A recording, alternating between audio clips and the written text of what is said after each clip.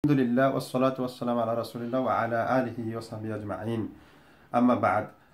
আজকে ইনশাআল্লাহ আমরা প্রথম যে দার্স সেটি করব ইনশাআল্লাহ তাজউইদ সহকারে কোরআন শিক্ষার যে দার্স সেটির প্রথমটি আজকে ইনশাআল্লাহ আমরা শুরু করব। তার আগে বলে নেই যে তাজউইদ সহকারে শুদ্ধভাবে কোরআন পড়া প্রত্যেক মুসলমানের জন্য ফরজ। এটি সামষ্টিক কোনো ফরজ নয়, এটি ব্যক্তিগত ফরজ। যে কোনো মুসলমান, সে নারী হোক অথবা পুরুষ হোক, তার উপর কোরআন তিলাওয়াত করা হচ্ছে ফরজ এবং কোরআন শুদ্ধভাবে তিলাওয়াত করা হচ্ছে ফরজ। আল্লাহ সুবহানাহু ওয়া তাআলা কোরআনে বলতেছে ওয়ারাত্তিলিল কুরআনা তারতিলা, অর্থাৎ কোরআন তার তিলের সাথে পড়তে হবে এবং তার তিলের সাথে পড়তে গেলে তাজউইদের জ্ঞান থাকা আবশ্যক। তাজউইদ জানা না থাকলে সেক্ষেত্রে আমরা কোরআন পড়ার সময় কোরআনের অর্থ পরিবর্তন করে ফেলতে পারি। যেমন সূরা ইখলাসে আমরা বলি কুল হুয়াল্লাহু আহাদ, এটি আমরা লিখি এইভাবে কফ এবং লাম, রাইট? সো এটি হচ্ছে কফ, কুল হুয়াল্লাহু আহাদ। কিন্তু আমরা ভুল করে যখন পড়ি, বেশিরভাগ সময় আমরা যারা তাজউইদ জানি না, মাখরাজ জানি না, আমরা একটা কাফ দ্বারা পড়ে ফেলি। আমরা বলি কুল হুয়াল্লাহু আহাদ, অর্থ পরিবর্তন হয়ে যাচ্ছে। এই কুল অর্থ হচ্ছে আদেশ দেওয়া, আর আদেশ মানে বলার জন্য, আর এই কুল মানে হচ্ছে খাওয়ার আদেশ দেওয়া।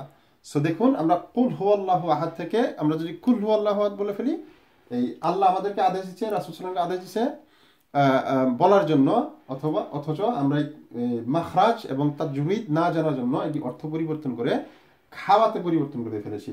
সুতরাং মাখরাজ এবং তাজউইদের জ্ঞান থাকা আবশ্যক।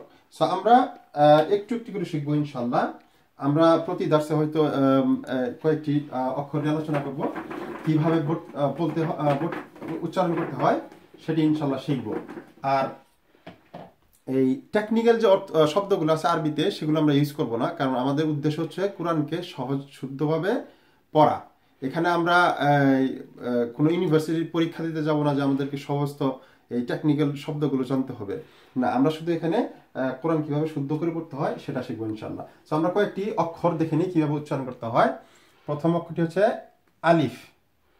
সো আলিফ যখন বলবো তখন আলিফ বাতাসটা বেরিয়ে আসবে। আলিফ, দেখুন আমার ঠোঁটের দিকে আলিফ, আলিফ।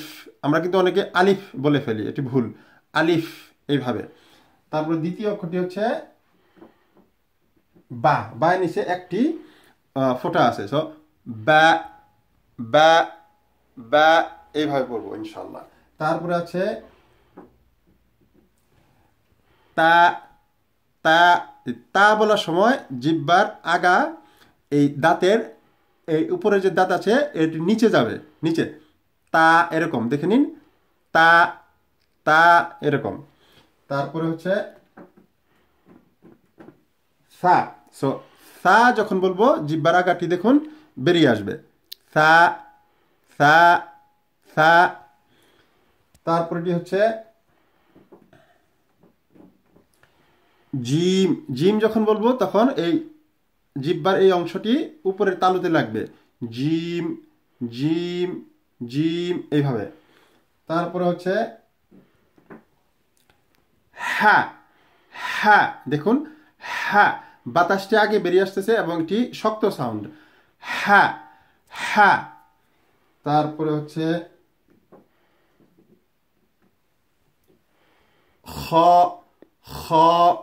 খ বলার সময় মুখটি একটু গোল হবে, খা এরকম হবে না, খ, খ, খ এইভাবে হবে। তারপরে হচ্ছে দাল। দাল বলার সময় জিহ্বার আগাটা এই উপরের যে দাঁত আছে এই দাঁতের নিচে গিয়ে লাগবে, দাল, দাল, দাল এরকম। তারপরে হচ্ছে রাল। রাল যখন বলবো তখনও জিহ্বার আগাটি একটু বেরিয়ে আসবে, রাল, রাল, রাল এইভাবে পড়ার চেষ্টা করবো ইনশাল্লাহ। সো আজকে এখানেই থামবো। এগুলো আপনারা প্র্যাকটিস করবেন, প্র্যাকটিস করে ইনশাল্লাহ পড়া দেওয়ার চেষ্টা করবেন, আমি শুনে এর জবাব দেবো ইনশাআল্লাহ। আসসালামু আলাইকুম ওয়া রাহমাতুল্লাহি ওয়া বারাকাতুহু।